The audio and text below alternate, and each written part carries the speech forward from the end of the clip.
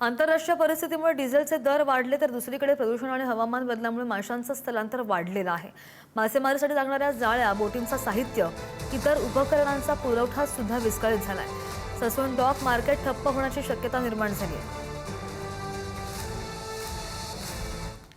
आखाती युद्धाचा फटका हा भारत देशातल्या सर्वसामान्य नागरिकांनाच नाही तर आता मत्स्य व्यवसायाला देखील बसलेला पाहायला मिळतोय। सध्या मी आलेली आहे ससून डॉकला आणि आपण जर पाहिलं तर माझ्या मागे जो डिझेल आहे तो डिझेलचा पुरवठाच होत नसल्यामुळे या ज्या बोटी आहेत मासेमारी व्यवसायासाठी आलेल्या त्या ठप्प झालेल्या पाहायला मिळतात।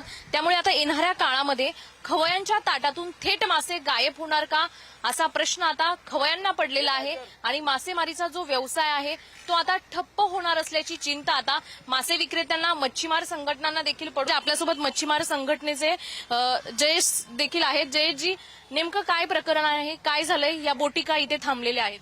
असं झालंय की आता जे युद्ध चालू आहे इराण आणि इस्रायलचा, त्याच्यामुळे आम्हाला मोठा फटका हा मच्छीमारांना बसलेला आहे। आणि डिझेल वाढीमध्ये जे झालेलं आहे, जे रिटेल आणि बल्कचा जो विषय आहे, कारण का आम्हाला जो येतो, जो सरकारमधून जो आमचे डिझेल कोटा मंजुरी होतो जो प्रत्येक संस्थेचा, त्या संस्थेमागे आमचा मच्छीमारांचा जो परताव्याचा जो डिझेल येतो, तर आमचे जे मच्छीमार खाते आहेत त्यांच्याकडनं नितेश राणेजी आमचे मंत्री आहेत, तर त्यांना नाही भेटून, कारण का एवढ्या रेटनी जे झालेले रेट आहेत, कारण का तुम्ही बघितलं रिटेलला अद्याप 90 रुपयानेच काहीतरी येते।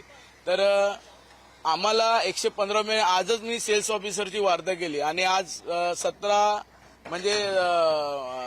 तारखेला मार्चला आम्ही टँकर मागवलेला, त्याच्यानंतर अजिबात आम्ही टँकर मागवला नाही।